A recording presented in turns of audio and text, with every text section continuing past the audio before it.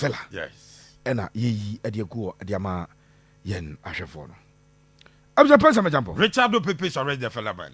My enkai will be as Oba Akoma 87.9 FM on Facebook. Jumadi no live. Yes. Oba Akoma 87.9 FM on Facebook. Jumadi no live. Sisi sure. Ubetimi aba na waba abehwe Jumadi no Akoma 87.9 FM on Facebook. Now yan son some na say esan said and some dinam no abusua edoso. Nice one. Abusua panyin some champo. Richard Pepe is already the fella man. And my adwuma bi adiama. Me sase e de free Kofi Tompuo. The story started here, the story will continue here to end here. Fantastic. Kofi Tompuo. Some cultures are 3 teams out Ghana and we're interested in the service of Kofi Tompuo. A Diana Football Club our Doma. Yeah. Taco based Medeama as someone in the CAF Champions League. Krobia Asante Kotoko Medeama, director of football. Opinion at the Menzo Stanley. I say about building a trial of a midfield be. Na ehun akono ho be true. Enti our plans at the ma abranche. Abuja panyi. Yes sir. Ehwa ye de ewo bechem. Hwe Ghana football me se me mpa ne se sika eba bechem. Nanka Kofi Tompuo me ba bo sika bi so akere wo. Yes, we the $200,000 call. O ma reject it. Ade chi Kotoko di 350 call. Mo so mo nye house at the 4 na Kotoko zu obi ano no so turn 600 na skaba bo na credit di. No matter na ha bo. Ye ball league you Japan. Players omo ni ball no body na omo ko. Wo mo guzu omo ko. Now ye nin komo Asante Kotoko interest in Kofi Tompuo no. Makacho say director of football. And it at the Stanley Menzo. Watch videos or requesting for further videos. Watch we requesting for further videos. Ninya wenya. I was a pay mami fan to him sa Kotoko. Who's a ope? Me no tell you better apply to the Ghana Football Association. Matches now amateur TVs. Who's a GFA cameraman who go chat. Yeah. But I request you pay a certain amount. Kotoko actually says he can add videos of Kofi Tompuo the amateur TV so live ni no. Wow. Ama Stanley mo ashe. And they came to the conclusion that branch no. Abusua wonu hia no Asante Kotoko. Woo. Can some of the cultures of Kotoko I prepare an offer at the offer Kofi Tompuo. Now a Diana Football Club at the first offer at the Akoma team and the team at the Bechem United. A Diana Football Club at an amount of 300,000 Ghana cedis. 300,000 Ghana cedis and counted 3 billion. On arrival, a Drew Yana Bechem from 9 left say a born Galloway. So Adriana the first offer of 300,000 Ghana cedis. Eko Bechem. 300 young fans Saudi young fans $30,000. Medeama Sporting Club almost a power branch of Japan Omodi Achire. Medeama had an offer of 400,000 that can rise to 450,000 Ghana cedis. Wow. Adi Akobechem 4.5 billion old cities no. Abjapani. Yes sir.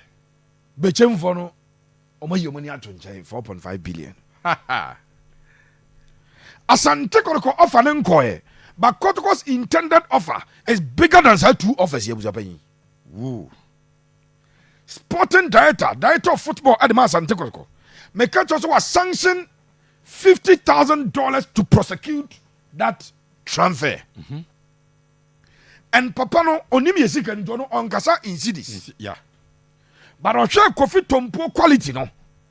And about to a conclusion say a player like Kofi Tompuo ono de wa hwe no nko no. So a police branch no 1 season ka ho. No nya no 2 seasons there. Or a player obetimi na wuram e wo Dutch Eredivisie. No kwa ono beje no less than $800,000. Fantastic. And if Kotoko should invest $50,000 for him, it is not on the higher side. But who boss can buy any anymore? Now you baby and I was paying $50,000. No, Mr. Kotoko offering young koi, but bigger than both Adriana and Medeama offer no because Kotoko deɛ no 50,000 no about 600,000 Ghana cedis. Kotoko deɛ no ebetimi adube 600,000 Ghana cedis. Yes. Enti Asante Kotoko interest in Kofi Tompuo, it is still alive. Asante Kotoko's intended offer to Bechem bigger than the 300,000 Domadiana Stars Ediako.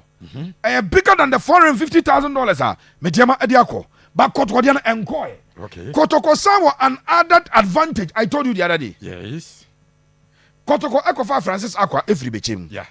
Francis Aqua or a kingpin ewo Bechem. Oduru Bechem na makacho say me tese okra besa akọ out. Okay, so okra besa free Ghana. Wow. Se okra kwa na sa branch de din ade Francis Akwa wa or the next captain ade ma team ani din ade Bechem United. And so Kotoko can trade. You do the trade off and you add cash.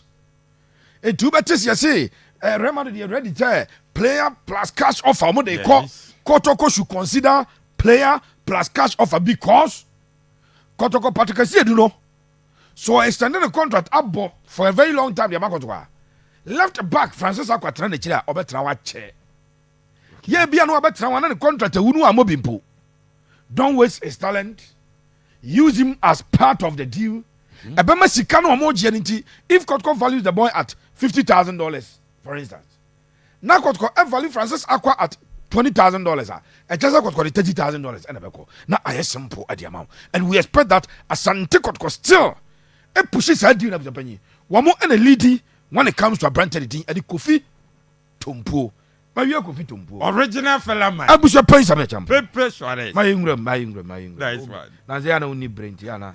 Yeah, heavy. Yako. I'm Japan. Pepe Suarez. Asante Kotoko, director of football. Stanley Menzo. First Stanley Menzo eto a video no so emamwate. Stanley Menzo of Japan. Owura no ebaye. Wo bae no ba bi otu de nan si wo kora mu bia meka kire o. Ebra okọ baba sports stadium.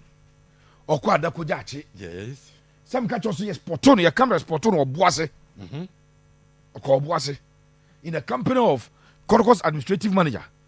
And Dr. Kwam Banyako no mkoe. Yeah. And I make a choice over share players and I'm share players. Yeah. On your meeting, you know. And we run a catch the board and say, baby, I drink the videos and over here. But a person called one at the Eba. And Utian Nechi and Okobuano. Kotoko's date for a start of preseason, Medeama, say 18th of July. Was a penny days, I can't 8th of July. We are 10 days away from Asante Kotoko. Wow. Now, sir, 18 for the press report here. One of screening medicals. Medicals and screening. Omo we are. Adia chekwesi adana still medicals and screening number 2. Sada niabo worker final 2026 worker final. Okay. 19th. Ye we are Monday na busapanyi. One of start aye omo pre season no. Fantastic. Na ba shase 18th na coach ma ye. Na Stanley Maye, ya bawrum, abusia pensa me champo. Pepe Suarez. Asante Kotoko, football director. Nyame ya doma. Enkwa nkwasi weekend idie. Na Stanley asanso a drop e okuro no. Wow. Ade ba ko a delay no ana abusia penyi me na wo chei. Initially na Kotoko efa omu coach no or your former Ayas. In fact, I hear he's still working for Ayas. But who's Oko Ayas? I coaches not the main coach, no. Or more other coaches. They said they know to a trainer scout. Oh, that one. Yes. We obi o Ayasa. Stanley Menzo na tete no. Ono na nka Stanley ene baba ya Asante Kotoko adwuma no. Abusua sika sano ba bi o gina no ba bi akotoko gina no. Emuwa. Wow. Emuwa. They say ekuna na da Lazarus and his canine in table. Emuwa. Enti sad deal na busapanyi. The Dutch coach will not come. Woo. But a South African coach. So it is a Stanley Menzo. ɛne South African bi awura man no mu na ɔma wura Kumasi a mepakyɛw yɛdi wo nkɔmmɔ ɛde akyɛw deɛ ɛte sɛ South African ni na busa panyin ɔyɛ obi a onyane training ɛwɔ Ayas tie nie paa saa South African coach a yɛka no asɛm yi in fact watena Netherlands kuro nom kakra ɔne Stanley Menzo ɛwɔ some relationship. Okay. But he's a South African, but he has lived a lot of his life ɛwɔ Netherlands. Ɔno ɛna sesei ɔba bɛyɛ Asante Kotoko dwuma no. Enti nkɔmmɔdie egu so a ɛkɔ so, but nana meka kyerɛw sɛ no excuse for the delay in the appointment of the coach. The board has had ample time. They've had more than enough time. And for me, pimpe kwa chire piripiri kwa chire no. Na abusua a delay ni omabi. Kotoko will cut off some players, but the less abroad the many akobo so. Oh, say adwuma ni nyina beba so a. Coach no ene director of sports no. One na a best adwuma no. The earlier abusua panyo on start say adwuma no. The better it will be for team no na omo aye ho adwuma. Abusua pan some example. Pepe Suarez, the original fella man. Enu am ka asem bi kyerɛw na ma me nsi so biem. Ye se okoto so otomfo na yire no ho ebo ba bi pow. Na se ho hia no. Yes. Empanyini so se aboso ba ho yi. Ana meja pai. Yes. Menyina mu se nya ba. Wo de ma hu se wa pai jada. So. Ya kuma no. Wouldn't wedge. Oh yeah.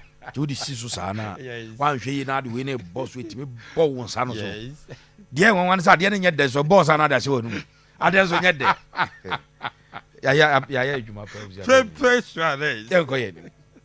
Abza pa sa meja bo. Yes, sir. Ehia me say Lord Amoa, Lord super fantastic Danny Alves Amoa. On Patrick Asiedu, omo free breakum Chelsea joining 2 seasons ago. Omo signed 3 years. Me de ya na me aka you say nti we ya na bie me phone no. 3 years na buja pan nkura ne sign ye. Omo about 2 seasons. Saa de na Samba de akọ free. Kamara de akọ free. Pitami do akọ free. Asante Kotoko board way so omo tena na buja pan. Omo me start season na. I can bet my last coin. Come on dollars I can get some last dollar nibi. Say, if we start the 2026-2027 season, Japan waka chase season, no, the weekend of 4th and 7th of September next year. Yeah. Yenya shot na Japan ya kiki boss say wom. Patrick I said we run it down the contract with Kotoko. No adam pen fast no call. Lord Amon no crowd will pra. The season never shot say oh mobi 2 you and you rebe fino. By the time you be season every year no mbeko free. But these are not talents of the players who go free. Age, I won't go that way side. Omo age in 2021 na there. Omo your players are going forward. You will need these players. And I dia kwani mu. And aboard omo ni mbo we make kan enya pepe na ye campaign am obi si extend obi contract o. So I got supporter. Na Lord am one particular do. Se pepe si extend omo contract you e be wo bufu no ka say ye nya omo nkwa toje wa. Me na no ta ka za ye toje wa. I believe Sabsabayi. Kotoko board and form actually and cause 2 renewals. Some renewals are better than some new signings. 2010 na Carlo Ancelotti be coach Chelsea no Samukaya. Yeah. No buy na my crazy pra. Enti January transfer window no. And I say am to no and Ancelotti call press conference mbutan say any signing or say yes or my one important signing. No mbutan say why no say Asian I extended the contract with Chelsea Bobokuno. And that is the biggest signing at Chelsea beat by. As one standing could we a contract at the moment. I was your person example. Richard Pepe Suarez the fella man. Mammy Jonathan Soa, page Jonathan Soa. Some guy Jonathan Soa on. Jonah Ejini D or Medeama, season a Medeama a ball, CAF Champions League, you know. We are no transfer branch. And now we are not Jonah Ewo Tanzania no. Younger Simba. Younger.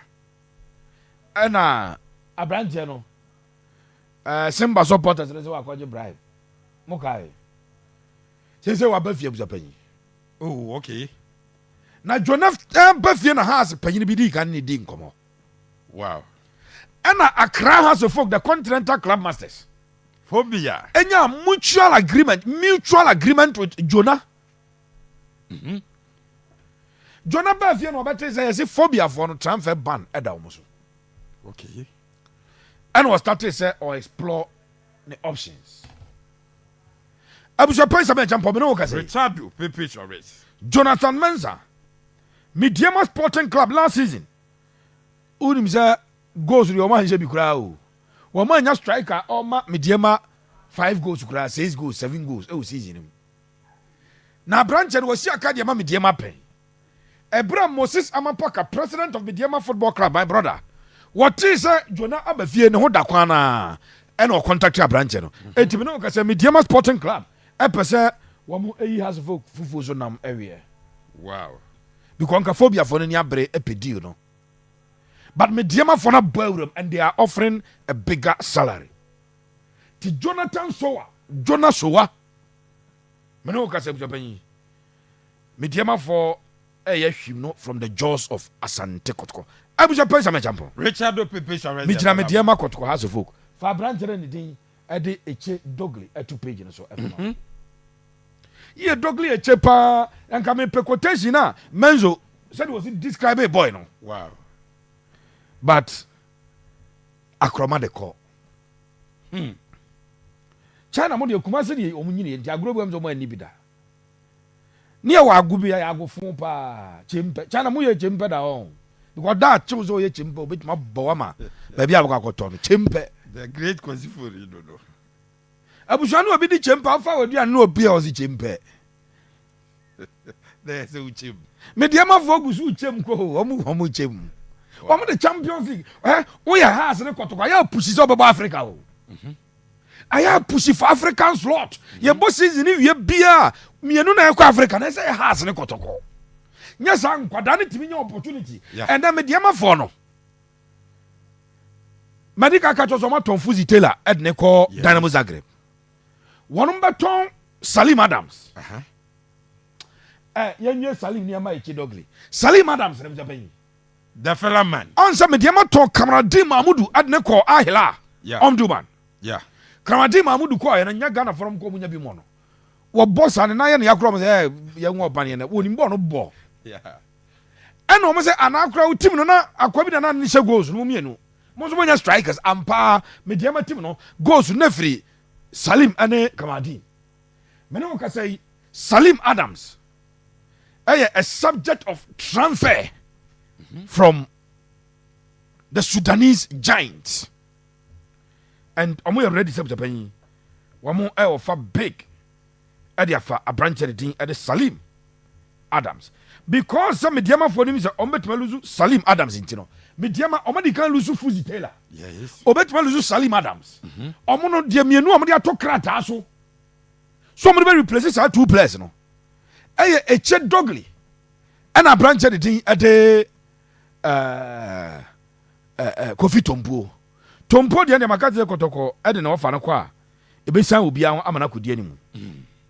And the Al Hilal on Duman, Babafa, a branch of the thing at the Salim Adams. Almost 4 Salim Adams are Salim Adams replacement. Etse Dogli. Now Etse Dogli Kotoko interested by no pay. But Kotoko Makacha said, "You're moving 10 times." Medeama for any a branch and finding agreement less than 30 minutes ago. I agree. Wow. As at and run come on with the no. Now branch and NG's Casamin tune.